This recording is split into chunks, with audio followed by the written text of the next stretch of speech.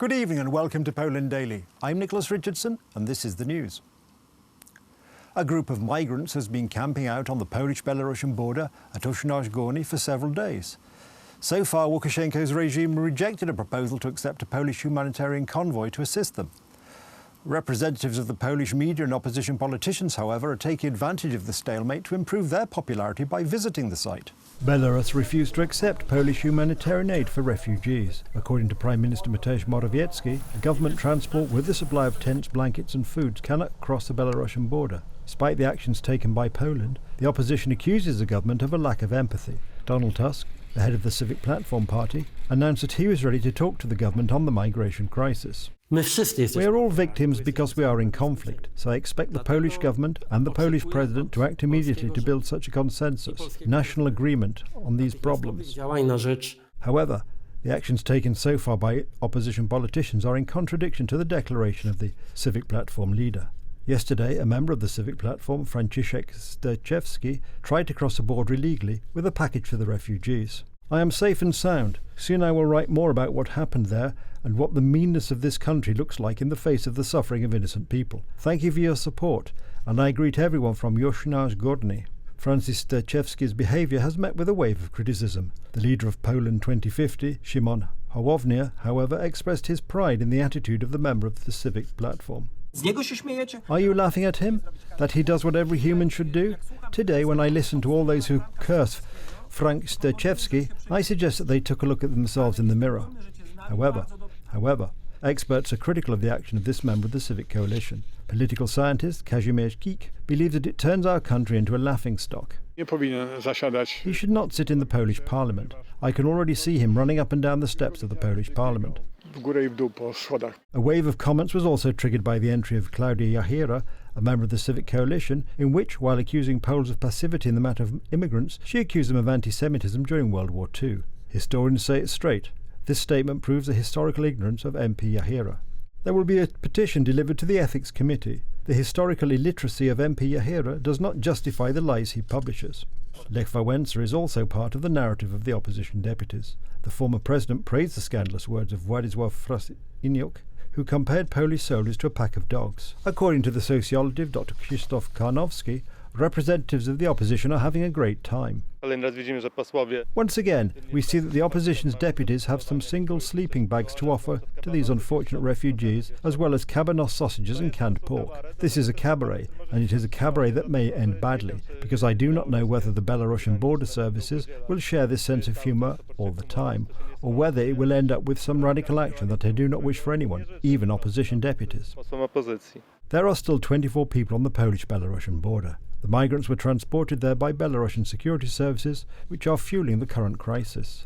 Poland's oil giant PKN Orlen, national train operator PKP SA, and PESA Bydgoszcz, Poland's largest train manufacturer, have signed a letter of intent to cooperate on the development of a zero-emission rail transport based on hydrogen-powered motors. Representatives of the companies and the Ministry of Climate and Environment have announced.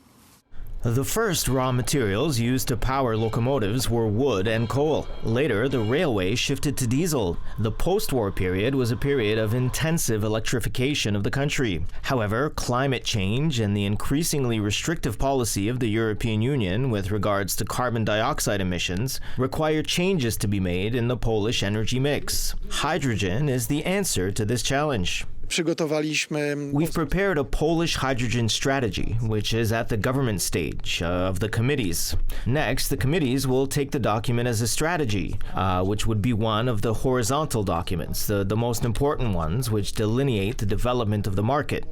In parallel with the framework of development, we've put aside €800 million for the development of hydrogen technologies. The main advantage of hydrogen is that no poisonous chemicals are formed during its combustion. However, the production process itself is expensive and harmful to the environment. All of these problems that you've mentioned are today's problems, right?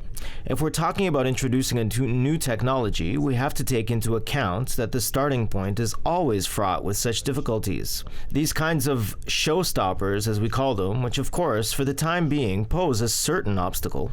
The first prototype of the hydrogen-powered locomotive is scheduled to be unveiled in November. However, it is not known when vehicles of this type will start to be used by the Polish rail network. United States President Joe Biden does not agree with his allies on postponing the deadline for leaving Afghanistan and warns against the danger of terrorist attacks in Kabul. The Taliban, however, are making threats saying that he may evacuate his people, but they will not let any Afghans leave. Despite the appeals of British Prime Minister Boris Johnson and other world leaders, Joe Biden hasn't budged and will not extend the date until which American forces will remain stationed in Afghanistan. While announcing his decision, Joe Biden warned of the possibility of attacks by Taliban forces. The G7 leaders and the leaders of the EU, NATO, and the UN all agreed that we will stand united in our approach to the Taliban. We agreed the legitimacy of any future government depends on the approach it now takes to uphold international obligations. The White House's decision is forcing other countries to shorten their stays in Afghanistan as well. Decisions to cut stays short have been announced by, among others, Poland, Great Britain, and France. Well, look, it's clear that the troops will be withdrawn by the end of the month, and what we'll do is use every remaining hour and day to get our nationals, such as we can, the Afghans who worked for us, out, and we're already getting the Achieving Scholars. It's quite possible that France will complete evacuations of its citizens as well as Afghan partners by tomorrow. This is due to the decision made by the American leadership confirming the final date of the 31st of August. At the same time, the Taliban is making its own demands. They warn that all evacuations must be complete by the end of the month, but that as of now, they will block all access to the airport to Afghan citizens. The Americans are continuing their hitherto policy of inviting Afghans onto their aircraft, and they are evacuating them from their countries for an unknown purpose. We call on the Americans to change this policy and cease to encourage Afghani people to leave their own country. This type of statement hasn't discouraged people, however, who continue to gather at the Kabul airport in the hopes of making it onto a flight.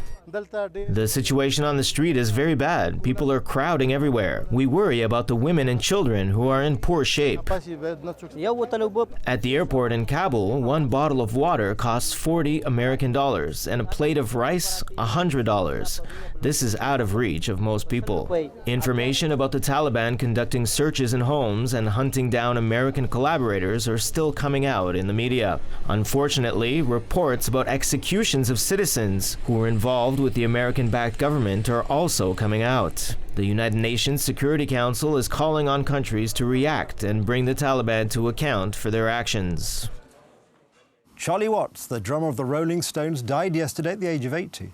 Tributes to the legendary musician and expressions of sympathy for his family are pouring in from all over the world. The Rolling Stones and fans around the world say goodbye to Charlie Watts. The musician is recognised as the leading drummer of all time. He was the most peaceful of the Stones, an exemplary husband and an exemplary father. Yeah, it's sad about Charlie Watts. He was like I always considered him like the gentleman Stone. Charlie Watts joined the legendary band in January 1963. As experts point out, in addition to Jagger's lyrics and Richard's guitar riffs, it was Watts' sense of rhythm that was a key element of the greatest hits of the Stones. This quiet, elegant and publicity-shy artist treated the rock scene as work rather than as a lifestyle. It's just sad because the Rolling Stones always seem to have been such a band of longevity, so it's just kind of it's sad that now Charlie Watts, who really is one of the main members of the band, is gone. The drummer has been struggling with health problems since 2004. He was then diagnosed with throat cancer, but he managed to overcome the disease. In recent years, Watts' health began to decline again, which led to him dropping out of the Rolling Stones' forthcoming tour. The musician spent the last moments of his life with his loved ones. The news of his death shocked Stones fans around the world. Both music stars and ordinary people have expressed condolences to the artist's family. He was a lovely guy, and I knew he was ill, but I didn't know he was this ill. So lots of love to his family, his wife and kids and his extended family, and condolences to the Stones. It is thanks to the music that Charlie Watts will remain in our memory forever. Just play the songs of the immortal band that is the Rolling Stones. That's the news. Thank you for watching. Stay with us for the weather, Poland Daily Business and more programmes. But from me, it's have a good night and a better tomorrow.